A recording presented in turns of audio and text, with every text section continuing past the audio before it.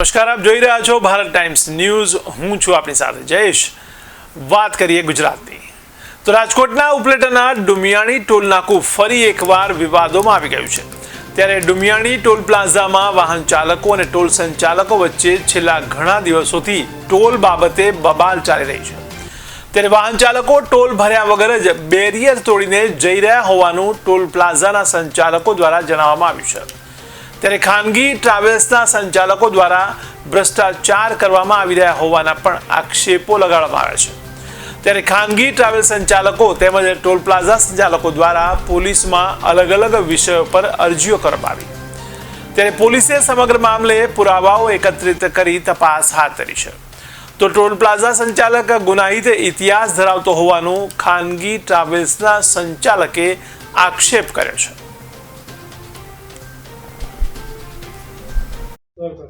હું પ્રફુલભાઈ ચંદ્રવાડિયા, વિનાયક ટ્રાવેલ્સના ઓથોરાઇઝ। મારી ગાડી ટોલ નાકું પસાર કર્યું ત્યારે તોડીને નથી ગઈ, એનો ટોલ કપાઈ ગયો હતો। ડ્રાઈવરથી બ્રેક ન લાગતા અજાણ ટોલ નાકું તૂટી ગયું છે। ટોલ નાકાવાળાએ મારા ઉપર આક્ષેપ કર્યો છે, જેથી કરીને હું એના મેનેજરને મળવા ગયો હતો। ત્યારે મેનેજરે એવું કીધું કે મયુરભાઈ જે કરે એ ચાલશે, મયુરભાઈને ફ્રી જવા દઈએ, પૈસા લેવાય તો લઈએ, જે કરશે એ મયુરભાઈ પાસે ઓથોરિટી છે। અને ઉપલેટાનું ટોલ નાકું પહેલાં નોર્મલ હતું, આ બધા આવી અને હાઈ 3 ગણું ટોલ નાકું કરી દીધું છે। પોરબંદર રણાવાળી ગાડીઓ પાસેથી કરપ્શનથી હપ્તા લે છે એ, અને ઉપલેટાની પબ્લિક પાસેથી 3 ગણું ટોલ નાકું ઉઘરાવે છે। આવું કૃત્ય મેં મેનેજરને કીધું તો એને કોઈ જવાબ ન આપ્યો। આરટીઆઈ મુજબ માગો એવું કીધું। આ બધી વસ્તુમાં વાર લાગે છે, ઉપલેટાની પબ્લિકને અન્યાય છે। જેથી કરીને સરકારશ્રીને અને NHIને એવી વિનંતી છે કે આને લગતું કરીને ઘા નિર્ણયનો લે, જે નોર્મલ પહેલાં ટોલ નાકું એવું કરી દે અને બહારની જે ગાડીઓને ઝીરોમાં જવા દે છે એની પાસેથી ટોલ પૂરો ઉઘરાવે, એટલી મારી વિનંતી છે। ને આ મયુરભાઈ સોલંકીને જે રાખ્યા છે એ ગુંડા તત્વનું કામ કરે છે, એના ઉપર ઘણા બધા કેસ છે, તો પણ મેનેજર એને ઓથોરાઇઝ આપી અને એની પાસેથી કામ કરે છે। મેનેજર સામેલ છે કે શું છે એ ખ્યાલ નથી, બાકી આમાં બહુ મોટું કરપ્શન છે, રોજનું લાખો રૂપિયાનું કરપ્શન થાય છે। આમ ઉપલેટાની પ્રજાને ભોગવવું પડે છે, એટલું મારું કહેવાનું છે, જેથી આનો તાત્કાલિક નિર્ણય આવે। ટોલ પ્લાઝામાં ફ્રી વાહનો બેરિયર તોડીને જાય છે બાબતને લઈને જે ટ્રાવેલ્સ વિરુદ્ધ તમે પોલીસ સ્ટેશનમાં ઈમેલથી ફરિયાદ કરી છે, સંચાલકો આવ્યા હતા અને શું વાતચીત કરી, આક્ષેપ કરી રહ્યા છે વિનામૂલ્યે જવા દેવાની શું છે? કોઈપણ ટોલ પ્લાઝા હોય એમાં દાખલા તરીકે 100 વાહનોમાંથી 2 એવા વાહન હોય કે જેનો ટોલ પ્લાઝાનું સંચાલન ટોલ કલેક્ટ નથી કરી શકતો, તો એને આપણે એ ટોલ પ્લાઝાનું 2% અનઓથોરાઇઝ એક્ઝેમ્પશન છે એવું કહી શકીએ। ડુમિયાણી ટોલ પ્લાઝાનું એવું જ 10%થી વધારે એક્ઝેમ્પશન છે, જેમાં અમે જેની પાસે ટોલ કલેક્ટ કરવા માટે અમારા સંસાધનોનો ઉપયોગ કરીએ છીએ, છતાં પણ ટોલ કલેક્શન કરવામાં જે જગ્યા ઉપર અમે નિષ્ફળ જઈએ છીએ, તો અમે જે વિનાયક ટ્રાવેલ્સ જે તેની છે એના પર અમે કેસ કરેલ છે। એકદમ ઓવર સ્પીડિંગમાં એ નીકળેલ છે અને એ ભાઈએ ડેમેજીસ કરેલું છે બધું ટોલ પ્લાઝા પર, એ અમે એની ઉપર કમ્પ્લેન કરેલી છે અને કમ્પ્લેનથી એ અસંતુષ્ટ છે, જેના લીધે એ કહી રહ્યા છે કે આ જાય છે અને આ નથી જતું।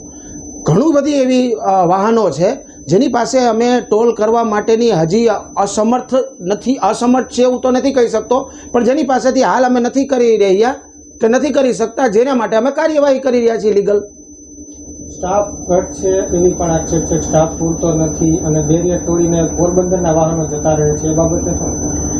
બેરિયર તોડી અને પોરબંદર પાર્સિંગના વાહનો, ઉપલેટા લોકલના વાહનો, કુતિયાણાના વાહનો, બધા વાહનો જેને આપણે ટોલ કલેક્ટ કરવાનું ચાલુ કર્યું છે, જેને ટોલ દેવો, લીગલ ટોલ દેવો મંજૂર નથી એટલે તોડીને જઈ રહ્યા છે। અને બીજું ક્વેશ્ચન શું હતો એક્ઝેક્ટલી?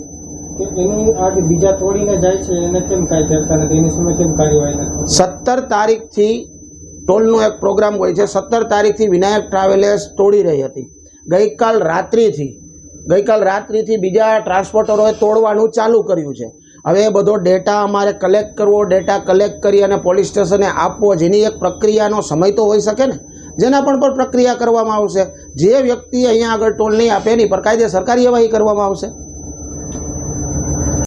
મારું નામ લકીરાજસિંહ જાડેજા। આજરોજ હું ફરિયાદી છું।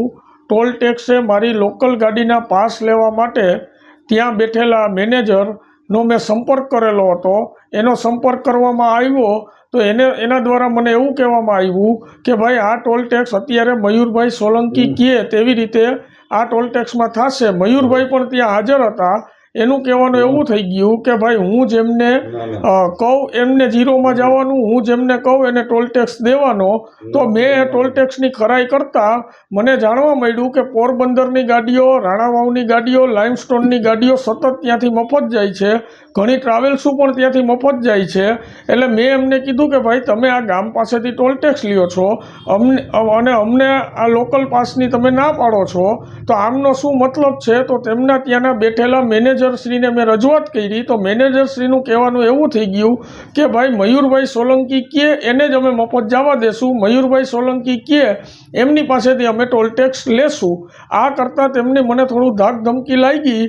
એટલે મેં મેનેજરશ્રીને કીધું કે ભાઈ મયુરભાઈ શું છે? તો એમનું કહેવાનું એવું થયું કે ભાઈ મયુરભાઈ કહે એવી જ રીતે આ ટોલ ટેક્સ ચલાવવાનો છે. એનો મારી પાસે સંપૂર્ણપણે વિડીયો છે.